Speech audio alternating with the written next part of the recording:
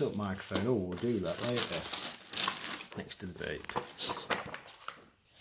Musicast. I bet everyone uses that. Back to our eyes. I like to put the batteries in the remote first before we take the amp out, just because it winds people up. Is it? Yeah. So why do you put the batteries in the remote first? Because that doesn't really make a difference, does it? It doesn't, no. I don't get why that was an issue, but...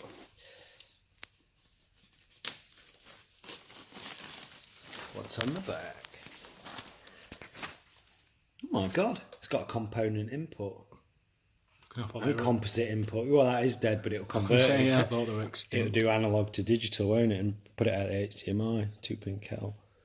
What's your hand covering up? Oh, right, yeah. It's got, so it's only them three that are 4K for the HDCP 2.2, and then you get 4 extra HDMIs for whatever else.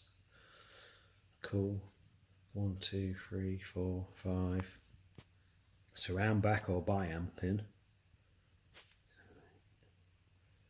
Yeah, because it'll do Dolby Atmos as well. Cool.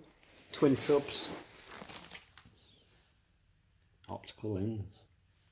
They're not used much anymore, are they now? Cool.